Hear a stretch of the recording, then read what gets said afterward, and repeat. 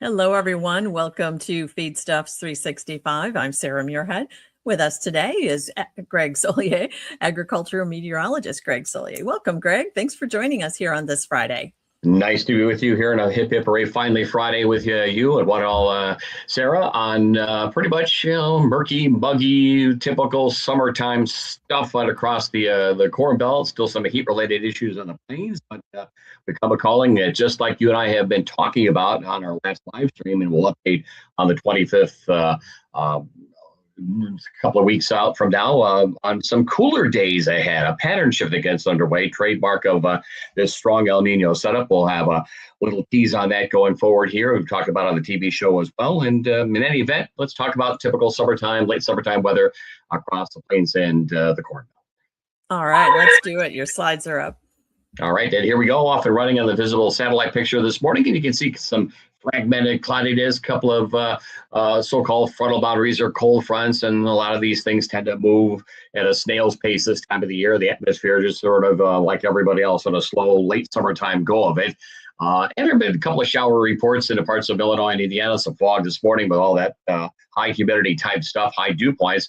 That'll be a recurring phenomenon, kind of unusual for late the summertime for the degree of low clouds and fog, but breaking up and will bubble up that atmosphere. You can see some of the brighter clouds into western Minnesota, eastern sections of Kansas, and some stuff Illinois, near the Illinois-Indiana line, a couple of showers and thunderstorms there. But everyone basically from the Black Hills westward, high and dry. You might be able to faintly see, we'll come up with a visible, more Midwestern look. Smoke issues, fire issues galore. Pacific Northwest, still going Canadian Prairie westward into the Rockies, and so we're not really done with that situation going forward. You can see the upper air streamlines in from the north and northwest, so don't be surprised, like we've been talking about. This is something that will not go away till we get something improved from a soil moisture and rainfall standpoint, at least mix out the atmosphere with some moisture, let alone get it into soils and mountain top areas across the west, Canadian Prairie, and the upper Midwest as well. A little troughiness into the middle part of the country, and kind of a benign looking whole hum mishmash of isobars, weak high pressure moving in to the western Dakotas, a couple of weak low pressure areas to the Midwest, a couple of so-called cool fronts are just really deviating wind direction and humidity and dew point values, and a little system off the mid-Atlantic coastline at the current time. And you can see a little fuzziness, a little faint look at some of the western Dakotas and Big Sky country. That's observed smoke up aloft again. So behind the secondary cold front lining up through the upper Midwest and the scattered showers and thunderstorms. Again, I think at some point,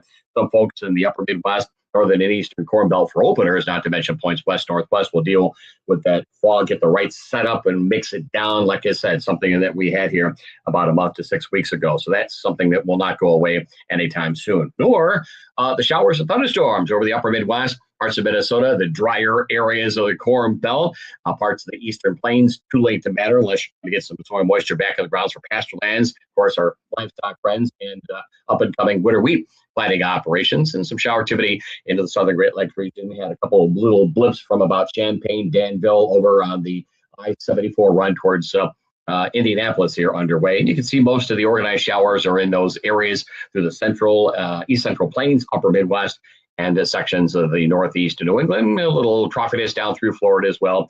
Afternoon showers and thunderstorms have been better there. There's another area of the country that has been fire prone across South Florida and parts of the Everglades. So a couple of cold fronts making their move and scattered, but beneficial where you get it, shower and thunderstorm activity. Secondary front to the upper Midwest has more significantly cooler, drier air, lower humidity, dew points. Otherwise, temperatures are generally remaining in the upper Midwest at or below 80 degrees. Most everyone else into the 80s to low 90s this afternoon.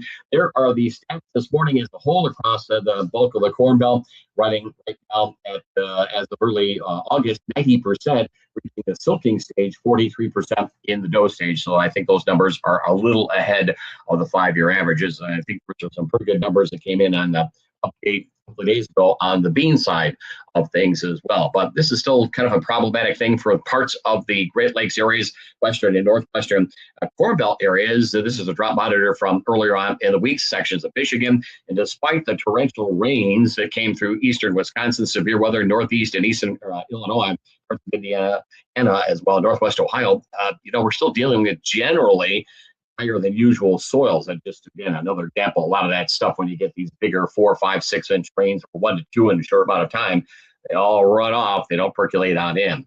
So the tile lines in some of those same areas are running pretty fast too. Anyway, on the plain states, frontal boundary through the upper Midwest, extending down into the areas of eastern Kansas, and some scattered showers and thunderstorms as well. Small grain harvest with some disappointing numbers continues to wind down through the northern plains and southern Canadian prairie.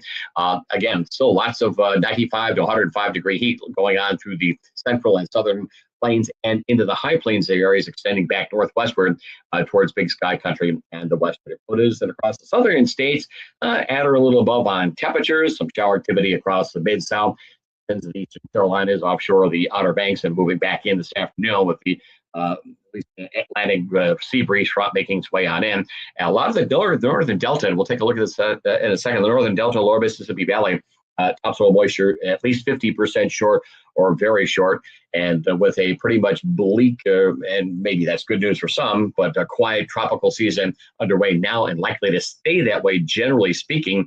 From a hurricane standpoint, that area of the northern delta, Arkansas, western Tennessee, and Mississippi will continue to be a problem. And despite recent rains, ongoing issues across the southeastern states. You can see the rest of the eastern Corn Belt otherwise, upper Midwest, back west across the plains, across the Divide, Great Basin, and into the Pacific Northwest. Some work to do out there, but sometimes, not sometimes, most times, strong El Ninos as you get into the deeper part of the colder season tends to favor a more significant moisture pattern for the western states and central and southern plains. And we'll get back into the scattered showers and thunderstorms, and it will be a little more of a pick up to more seasonal levels with time across Arizona and New Mexico, particularly this weekend and early next week. Otherwise, hot, dry weather across the western states, the usual fire and fuels that are set up there, and air quality issues, as we just talked about across the Dakotas, really paramount and originating out of the Pacific Northwest. And again, parts of the Corn Belt, upper Midwest, Great Lakes areas, not done with dealing with that as we move deeper on into the summer and autumn season. There is the fire outlook into at least the critical stage over a wide area of the Pacific Northwest, northern Great Basin, northern High Plains. Little change for the day tomorrow. Here are the map charts as we move on through the next few days, and there's a more significant cold front through the upper Midwest, but it's going to hit the skids, I think, with time. Gather daytime heating. It'll get you a couple of showers and thunderstorms in the eastern Corn Belt, parts of the Mid-Atlantic region, Mid-South. Nice to see the sea breeze and Gulf breeze fronts converge across central Florida with showers and thunderstorms there. And there's some iffy rainfall chances for the northern and western Corn Belt, still holding on to the Ohio Valley as we move on through late this afternoon, overnight tonight, and a little modest pickup in the showers and thunderstorms in the southwest, where we'll start the day off dry there. That frontal boundary and very weak high pressure going to have slightly drier air, equally warm temperatures over the northern and western Corn Belt by and large, so a little moisture may come through parts of the Great Lakes and eastern Corn Belt locales tomorrow morning. We'll flare it up again tomorrow afternoon and evening time through the Ohio Valley, parts of the Mid-South, coastal sections, the Mid-Atlantic region down through Florida. A little wave on that boundary as it's cutting across the central plains and central Midwest as probably the next best organized shower thunderstorm activity with it moving through Saturday night and Sunday into maybe some central Corn Belt areas of Iowa, too wet east and south, too dry north and west across the Hawkeye State. Need more moisture back into southern Wisconsin, northern Illinois, coming off the recent, at least the storms of about 10 days ago. So something of a garden variety outbreak expected by Sunday. Just remember, a lot of times you're peddling these 30 and 40 and 50% coverage outbreaks and chances. So the graphic may look a little overdone. And again, the summertime rains have a lot of variance in scope, coverage, and intensity. But we think that generally the next 48 hours, parts of Iowa, probably the wetter areas, will get more rain, and some of that will work east across some of the drier areas of Wisconsin and northern Illinois. You can see the pickup of the rainfall for the northern delta, lower Mississippi Valley. They'll take that Mid-Atlantic region out through Florida and a little touch of moisture, not only off the Gulf, but off of the eastern Pacific, making its way through western Mexico and into the desert southwest. No real widespread severe weather, so that's good news. Maybe a slight risk across parts of the Northeast this afternoon. Nothing going on from a widespread severe weather sense as we head through tomorrow afternoon across the middle part of the country. The next 5 days, just kind of keep an eye on the northerly branch. Those were more compacted green lines, height lines, upper level winds, however you want to define it now for our get-togethers here, but they run from the northern Pacific across the U.S.-Canadian border, and they continue west to east, what we call a zonal flow. But with time, the northern branches of these upper-level winds are going to be strengthening. Seasons are obviously are shortening. The summertime season, longer nights in the northern Canadian prairie. And the end result, and it's a trademark of El Nino, as we have seen in our offices around here, when we put things together, we tend to get into some early season cracks at some cool air. And so the first lobe is probably at some point mid or late portions of next week through the northern plains, northern Corn Belt, into the northeast of New England. Just kind of keep an eye on the going forward here in the days and weeks to come on the northerly branch of that jet.